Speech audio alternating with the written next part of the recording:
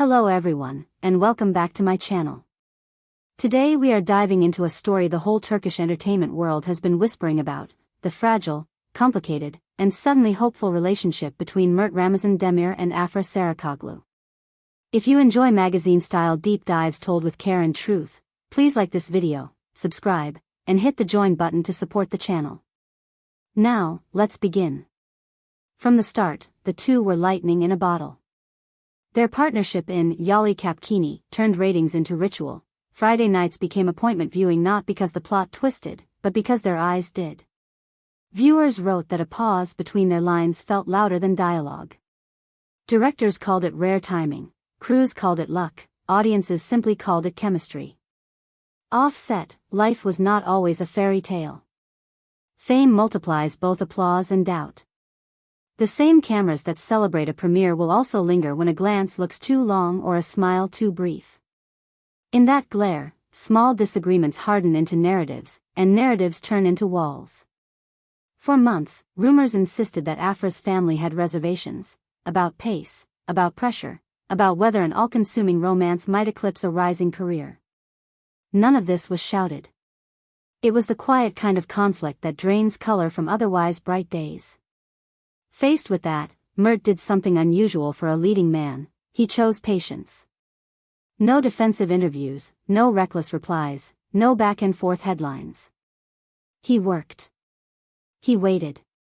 He kept a respectful distance, and when the time felt right, he took a step forward that was equal parts courage and courtesy.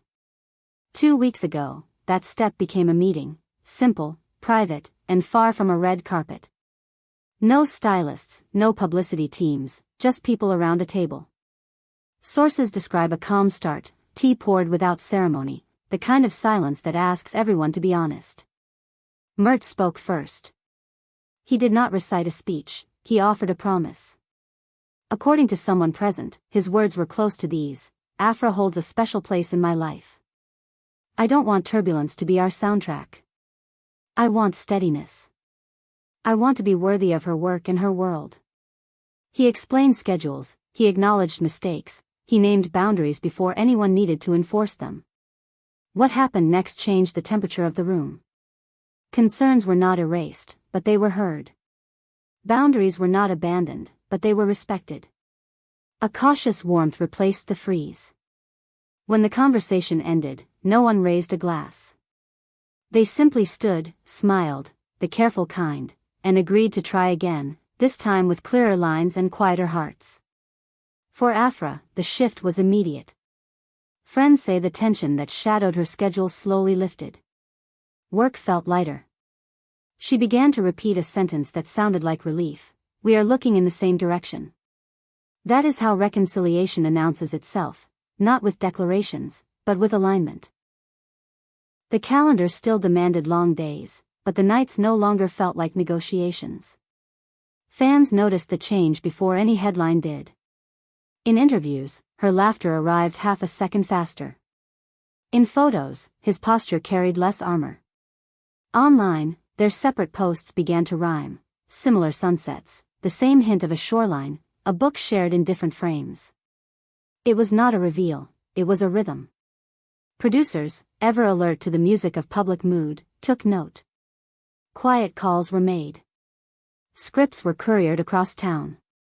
The idea of pairing them again, this time in a project written to their strengths, moved from fantasy to discussion. A period romance? A modern drama about second chances? The only certainty is that audiences want to watch two people who have learned to listen as well as perform. But let's not pretend that reconciliation is a single scene. It is a series, patient, recursive, sometimes 2 steps forward and 1 step back. That is why the family piece matters. After the first meeting, Mert visited again, this time staying longer. Dinner was homemade, conversation unhurried. He asked questions about childhood stories, favorite teachers, the kind of details you only learn when you intend to stay. He listened more than he spoke. By the end of the evening, the table felt less like a border and more like a bridge. Afra's mother, whose caution had so often been translated into rumor, was said to be measured but fair. She spoke about the cost of visibility, about how a career can be bruised by distractions, and about her daughter's fire for the craft. Mert agreed. Not politely, earnestly. He talked about discipline, about protecting rehearsal time, about drawing a ring around the private so the public cannot devour it. Agreement does not guarantee permanence, but it does create a map. Since then, small traditions have formed. Sunday lunches when schedules allow. Phones set face down. No photos for the internet, only memories for the room. Mert sometimes brings flowers that look unarranged, as if picked rather than purchased. Afra laughs that he is terrible at choosing bouquets and wonderful at choosing words. The family laughs too. Laughter means the door is opening. And the work? It continues, steadier than before. On set, Afra has sharpened the quiet beats that have always been her signature, the listening that becomes action. Mert has learned to stretch, to let stillness do the heavy lifting when a scene asks for weight. Crews whisper that both are easier to light now, which is another way of saying they carry themselves with less strain. The public will ask the inevitable question, will peace become proposal, proposal become marriage? That is tomorrow's headline, not today's truth. What we can say is this: they are building a life that can hold both art and affection without breaking. You can feel it in the way they exit events separately and still land at the same small table by the window an hour later, far from the cameras, close to the conversation. Industry veterans see the shape of a careful plan. Protect the personal. Choose projects that honor growth. Lean towards stories that echo what they have learned, that love is not spectacle, it is stamina. If the rumored joint project arrives next year, do not expect fireworks in the press tour. Expect eye contact, patience with questions, and a refusal to let gossip write the third act. For fans, the invitation is simple. Celebrate the craft first. Admire the restraint. Remember that a career is long, and the healthiest romances refuse to turn themselves into content. The happiest couples are often the least photographed. So yes, the winds have shifted. Not toward grand gestures, but toward durable kindness. The family table is warmer. The set feels lighter. Two young actors who once met under hot lights now meet on quieter terms, and the result is better work, clearer boundaries, and a steadier kind of affection. If you've enjoyed this thoughtful look at their journey, please like the video, subscribe to the channel, and click join for bonus segments where we unpack how stars navigate fame, family, and the fragile business of being seen.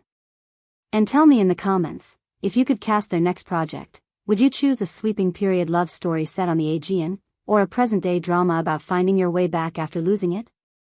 Until next time, take care, be kind in the comments, and remember, the most convincing love stories are the ones that keep choosing each other when no one is watching. Timeline of reconciliation. Week 1, the first conversation, short, careful, necessary. Week 2, a midnight call to share good news from a table read. Week 3, dinner with an aunt, a story that ends in tears and laughter. Week 4, a misunderstanding handled in person, apology with coffee brewed, not bought.